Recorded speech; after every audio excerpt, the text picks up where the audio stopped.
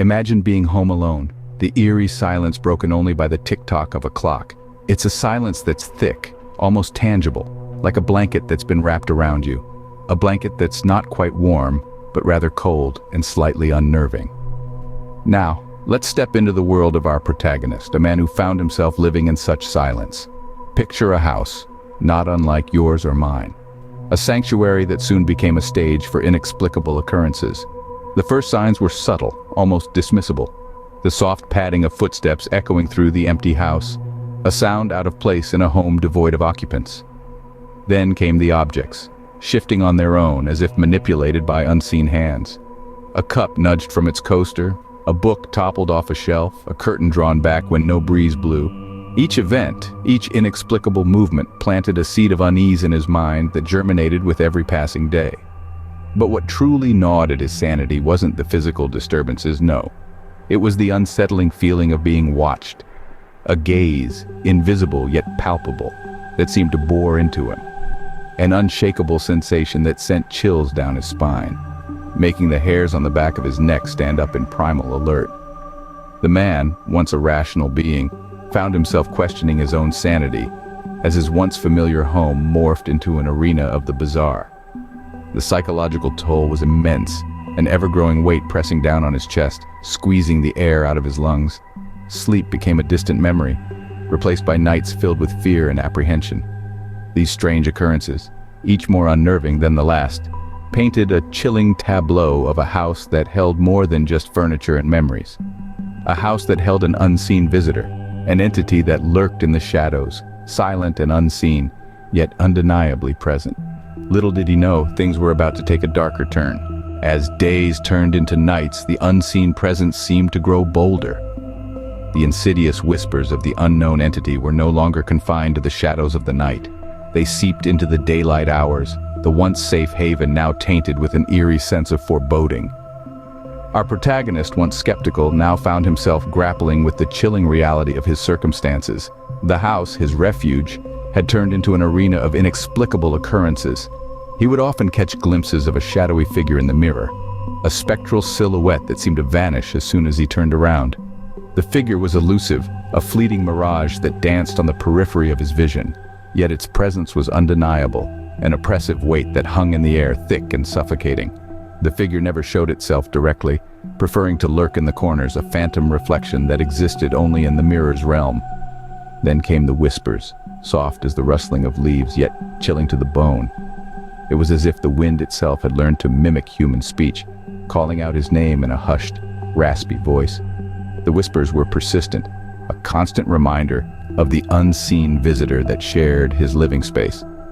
As the days passed, the whispers grew louder, more demanding. The shadowy figure in the mirror seemed to grow more tangible, its form solidifying with each passing day. The once vague silhouette now bore a striking resemblance to a human form, its features etched out in the glassy surface of the mirror. Haunted by these paranormal activities, our protagonist was left with no choice. He decided to leave, to abandon the house that had turned from a sanctuary into a nightmare. But as he packed his belongings, a chilling realization washed over him. The whispers, the shadowy figure, they were not bound to the house. They were tied to him. But escaping the unseen visitor wasn't so easy. The specter had latched onto him, a parasite feeding off his fear. And as he would soon learn, running from one's own shadow is a futile endeavor. Now, picture a playground filled with laughter and joy turning into a place of terror as night falls. Imagine the scene, once alive with the innocent merriment of children, the air humming with the sounds of giggles and the metallic creaking of swings. But as the sun dips behind the horizon and the darkness creeps in, the playground undergoes a chilling transformation. The laughter fades, the swings sway ominously, seemingly propelled by unseen forces. Many locals have reported these strange occurrences. Some have even claimed to hear the distinct sound of children's laughter echoing eerily through the still night air. A laughter that sends chills down the spine, a laughter that is not of this world. But the stories don't stop there. Oh no, there are those who swear they've glimpsed ghostly figures darting in and out of the shadows. Spectral children, forever trapped in their play, oblivious to the passage of time. The slide, the seesaw, the jungle gym, all have been the stage for these spectral apparitions.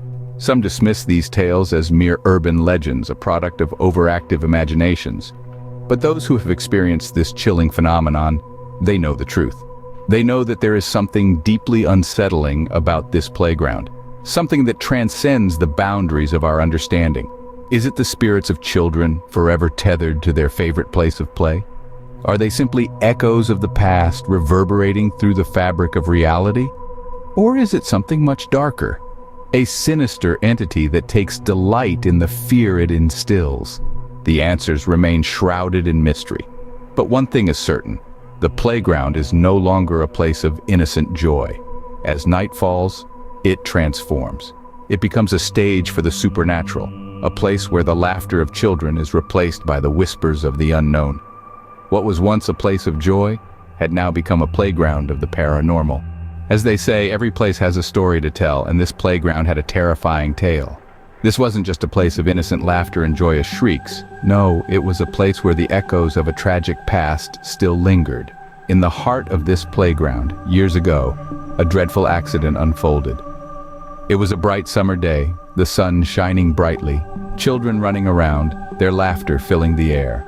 Among them was a young boy, full of life, his eyes sparkling with innocent joy. He was just like any other child, eager to explore and experience the world around him. But fate had a cruel twist in store for this innocent soul. As he climbed up the slide, a sudden unforeseen event occurred. The ground beneath the slide gave way. In an instant, the laughter turned into screams, the joy into horror. The child was swallowed by the earth beneath, his life extinguished in a matter of seconds. From that day forward, the playground was never the same. The children who once played freely, laughed openly, and ran around without a care in the world, now stood at the edge, their eyes filled with fear. Parents, too, started avoiding the place, their hearts heavy with the memory of the tragedy. And then, the stories began. Stories of the child's spirit still haunting the playground. Stories of eerie sounds of laughter when no one was around, of swings swaying on their own, and of a chilling presence that seemed to linger in the air. These tales, passed down from generation to generation, kept the memory of the tragedy alive. They served as a haunting reminder of the life that was lost, of the innocence that was stolen too soon. And so, the playground stood, a chilling reminder of the past, an eerie testament to the unseen world. A place where the line between the living and the dead seemed to blur, where every rustle of the leaves, every creak of the swing seemed to whisper a terrifying tale. A chilling reminder of the past. The playground stood as a testament to the unseen world. Have you ever come across an object that sent chills down your spine? This tale is about just such an object.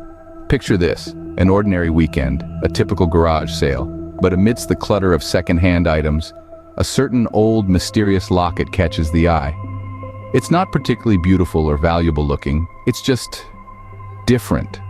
A sense of intrigue, a whisper of the unknown compels it to be picked up, examined, and ultimately purchased. Once brought home, that's when the strange occurrences begin. It starts subtly, unexplained noises in the middle of the night, a feeling of being watched, a chill in the air that wasn't there before. The new locket owner brushes these off as figments of an overactive imagination. But then, things escalate. Objects inexplicably moving from their places, lights flickering, doors slamming shut of their own accord. The once comforting home now feels foreign, hostile even. The locket, initially an intriguing novelty, now seems to be at the heart of these disturbances. It's always colder than the room, and it seems to hum with an energy that can't be explained. The owner tries to discard it, to rid themselves of the eerie artifact, but it always finds its way back. It's as if the locket has a will of its own, a desire to stay, to impose its ominous presence. The owner reaches out to experts, desperate to understand, to regain control of their life. They learn that the locket once belonged to a woman who was accused of witchcraft centuries ago. It's said she cursed the locket on the day of her execution, vowing to haunt anyone who dared to possess it. It's easy to dismiss such tales as mere superstition, isn't it? But when you're living it, when the unexplainable becomes your reality, the lines between fact and folklore blur. As the person held the locket, little did they know they had invited a sinister presence into their life.